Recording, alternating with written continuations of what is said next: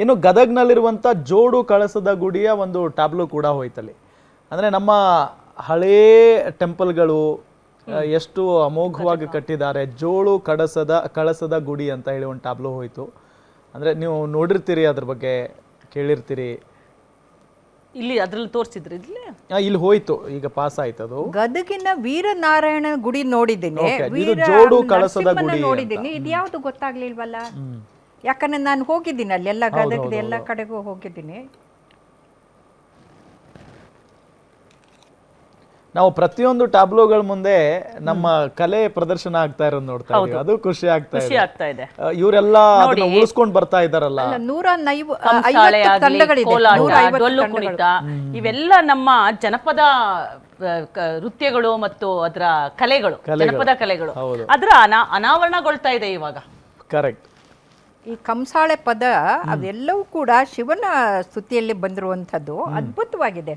ಅಂದರೆ ನಾವು ಸುಮ್ಮನೆ ಮಾತಾಡ್ಬೇಕಂದ್ರೆ ನೋಡಿ, ನಾವು ಎಷ್ಟು ಮುಂದುವರೆದಿದ್ದೀವಿ, ಎಷ್ಟು ಬೆಳೀತಾ ಇದ್ದೀವಿ, ಇಂಥ ಯುಗದಲ್ಲೂ ಕೂಡ ನಮ್ಮ ಹಳೇ ಕಲೆಗಳನ್ನ ಉಳಿಸ್ಕೊಂಡು ಬರ್ತಾ ಇದಾರಲ್ಲ, ಅದು ನಿಜವಾಗ್ಲೂ ಒಂದು ಗ್ರೇಟ್ ಅಂತ ಅನ್ಸುತ್ತೆ. ಎಸ್, ಈ ಟ್ಯಾಬ್ಲೋ ಏನಿದು? ಕರ್ನಾಟಕದ ಮ್ಯಾಪ್ ಇದೆ, ಅದ್ರ ಮೇಲೆ ಏನೋ ಮೇಲೆ ತಿರುಗ್ತಾ ಇರೋದು.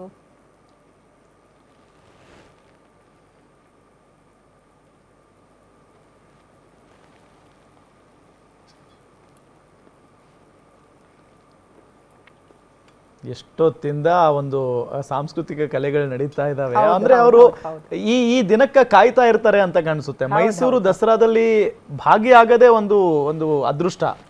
ನಾನು 3 ಸಲ ನೋಡಿದ್ದೀನಿ, ಚಿಕ್ಕ ಹುಡುಗಿ ಆಗಿದ್ದಾಗ, ಯುವತಿ ಆಗಿದ್ದಾಗ. ಇಲ್ಲಿ ನೋಡಿ, ನಾವ್ ಇಲ್ಲಿ ನೋಡ್ಬೇಕು ಅಂತಂದ್ರೆ ಎಲ್ಲಾ ಒಂದೊಂದು ಸಭ್ಯತೆಗಳು ಎಲ್ಲಾ ವಿಷಯಗಳನ್ನ ಒಳಗೊಂಡಿದೆ. ಧಾರ್ಮಿಕ, ಶೈಕ್ಷಣಿಕ, ಸಾಂಸ್ಕೃತಿಕ, ಸಾಮಾಜಿಕ, ಎಲ್ಲಾ ರೀತಿಯ ಸಬಲೀಕರಣ, ಮಹಿಳಾ ಸಬಲೀಕರಣ ನೋಡಿ, ಶಕ್ತಿ ಯೋಜನೆಯನ್ನ ತೋರಿಸಿದ್ದಾರೆ.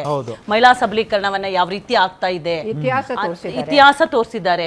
ಪ್ರತಿ ಒಂದನ್ನು ಬಸವಣ್ಣನವರ ತೋರಿಸಿದ್ದಾರೆ, ಗಾಂಧೀಜಿಯವನ್ನ ತೋರಿಸಿದ್ದಾರೆ.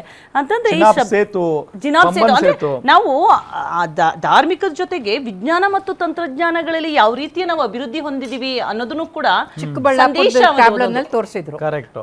ಜ್ಞಾನಿಗಳ ಬಗ್ಗೆ ತೋರಿಸಿದ್ರು. ಶಿವಪುರ ಧ್ವಜ ಸತ್ಯಾಗ್ರಹ, HAL ಹೆಲಿಕಾಪ್ಟರ್, ಆಕಾಶ ಮಿಸೈಲು ಎಲ್ಲವನ್ನು ತೋರಿಸಿದ್ರು. ಯಾಕಂದ್ರೆ ಆಕಾಶ ಮಿಸೈಲು ಈ ಸಿಂಧೂರ ಆಪರೇಷನ್ ನಡೆದಾಗ ಅತ್ಯಂತ ಪ್ರಭಾವಿಯಾಗಿದ್ದು. ಅಂದ್ರೆ ಬ್ರಹ್ಮೋಸ್ ಬಿಟ್ರೆ ಆಕಾಶ್ ವೆರಿ ಪ್ರಿಸೈಸ್ ಇದು. ಈಗ ಅಭಿಮನ್ಯುಗೆ ಎಷ್ಟು ತಾಳ್ಮೆ ಅಂತ ನೋಡಿ, ಎಷ್ಟೊತ್ತಾಯ್ತು ಅಭಿಮನ್ಯು ನಿಲ್ಲಿಸ್ಕೊಂಡು. ಆ ರೀತಿ ಮಾವುತರು ಅವ್ರಿಗೆ ಟ್ರೈನಿಂಗ್ ಕೊಟ್ಟಿರ್ತಾರೆ. ಅದ್ರ ಹಿಂದೆ ಆ ಮಾವುತರ ಶ್ರಮವನ್ನ ಇದೆಯಲ್ಲ, ನಾವು ಅದ್ರ ಬಗ್ಗೆ ಯೋಚಿಸಬೇಕು. ಯಾಕಂದ್ರೆ ಬಲಿಷ್ಠವಾದಂತ ಒಂದು ಪ್ರಾಣಿಯನ್ನ ಪಳಗಿಸೋದಿದೆಯಲ್ಲ, ಕೇಳೋತರ ಮಾಡೋದು, ಆ ತಾಳ್ಮೆಯಿಂದ ನೋಡಿ. ಅದಕ್ಕೆಲ್ಲ ಏನು ಅಲಂಕಾರವನ್ನ ಮಾಡ್ಬೇಕಾದ್ರೆ ಆಹಾರ ಇದೆಯಲ್ಲ, ಅದ್ರ ಕಡೆಗೆ ಬಹಳ ಗಮನ ಕೊಡ್ಬೇಕಾಗತ್ತೆ. ಅದಕ್ಕೆ ಶಕ್ತಿ ಬರಬೇಕು, ಪೌಷ್ಟಿಕವಾಗಿರ್ಬೇಕು. ಅಂದ್ರೆ ಸತತವಾಗಿ ಒಂದು 6 ತಿಂಗಳಿಂದ ತಯಾರು ಮಾಡ್ತಾ ಇರ್ತಾರ. ಖಂಡಿತ. ಏನು ಇದು ಏನು ದಸರಾ ಪ್ರಾರಂಭಕ್ಕಿಂತ ಮುಂಚೆನೆ ಅದಕ್ಕೆ ಅಂದ್ರೆ ಮೊದಲೇ ಅದು ಟ್ರೈನ್ ಆಗಿರ್ತದೆ, ಮತ್ತೆ ಅದಕ್ಕೆ ತರಬೇತಿಯನ್ನ ಕೊಡೋದು. ಮತ್ತೆ ಅದನ್ನ ಒಂದು ಯಾಕೆಂತಂದ್ರೆ ಆನೆ ಒಂದು ಏನು ಮೆರವಣಿಗೆ ಹೋಗ್ಬೇಕಾದ್ರೆ ಒಂದು ಚೂರು ಹೋಗ್ಬಿಟ್ರೆ, ನಿಮ್ಗೊಂದು ಕೇರಳದಲ್ಲಿ ಜಯಲಲಿತಾ ಅವರು ಪೂಜೆ ಮಾಡಿಸ್ಬೇಕಾದ್ರೆ ಒಂದು ಘಟನೆ ನೋಡಿದ್ರಿ. ಆನೆ ಏನು ಪೂಜೆ ಮಾಡುವಂತ ಸಂದರ್ಭದಲ್ಲಿ ಇದ್ದಕ್ಕಿದ್ದಂಗೆ ಉದ್ವೇಗಕ್ಕೊಳಗಾಗಿ ಓಡಾಗಿ ಎಷ್ಟು ಜನ ಸತ್ರು ಅಂತ. ತುಂಬಾ ಕಷ್ಟ. ಆನೆಯನ್ನ ತಕ್ಷಣ ಪಳಗಿಸೋದಕ್ಕೆ ಕಷ್ಟ. ಅಲ್ಲಿ ಲಕ್ಷಾಂತರ ಜನ ಇರ್ತಾರೆ. ನುಗ್ಲಾಗಿ ಒಂದು ಚೂರು ಏನಾದ್ರೂ ಅದು ಅದ್ರ ಜೊತೆಗೆ ಅದು ಸಿಂಹಾಸನ ಹೊತ್ಕೊಂಡಿರ್ತದೆ, ಅದು ಎಷ್ಟು ಭಾರ ಇರ್ತದೆ. ಅದನ್ನ ತಗೊಂಡ್ ಹೋಗ್ಬೇಕಾದ್ರೆ ಆನೆ ಏನಾದ್ರೂ ವಿಚಲಿತವಾತು ಅಂತಂದ್ರೆ ಅಲ್ಲಿ ಎಷ್ಟು ಅನಾಹುತ ಆಗುತ್ತೆ. ಅದಕ್ಕೆ ಆ ಮಾವುತ ಆಗ್ಲಿ ಅದನ್ನ ನೋಡ್ಕೊಳ್ಳೋರಾಗ್ಲಿ ಎಷ್ಟು ಶ್ರಮವನ್ನ ಹೊಂದಿಸ್ತಾರೆ. ಆ ಶ್ರಮವನ್ನು ಕೂಡ ನಾವು ಪರಿಗಣಿಸ್ಬೇಕು. ನಾವು ಸಂತೋಷದಿಂದ ಆನೆ ಅಭಿಮನ್ಯು ಹೊತ್ಕೊಂಡು ಹೋಗ್ತಾ ಇದ್ರೆ, ಅವ್ನು ಹೊತ್ಕೊಂಡು ಹೋಗಕ್ಕೆ ಅಷ್ಟು ತಾಳ್ಮೆಯಿಂದ ಹೋಗಕ್ಕೆ ಕಾರಣಕರ್ತರು ಯಾರು, ಅವರನ್ನು ಕೂಡ ನಾವು ಸ್ಮರಿಸಬೇಕು. ಬಡಿಗೇರಿ ಅವರೇ, ಆನೆ ವಿಶೇಷತೆ ಏನ್ ಗೊತ್ತಾ? ಆನೆ ವೆಜಿಟೇರಿಯನ್, ಆನೆ ಅತ್ಯಂತ ಬಲಿಷ್ಠವಾದ ಪ್ರಾಣಿ. ಆನೆ ತಾಳ್ಮೆ, ಆನೆ ಅತ್ಯಂತ ಬುದ್ಧಿವಂತವಾದಂಥದ್ದು. ಯಾಕೆ ಅಂತಂದ್ರೆ ತನ್ನ ಯಾರು ಸಹಾಯ ಮಾಡಿರ್ತಾರಲ್ಲ ಅವ್ರನ್ನ ಮರೆಯೋದಿಲ್ಲ. ಹೌದು. ಇದೊಂದು ಕತೆ ಇದೆ.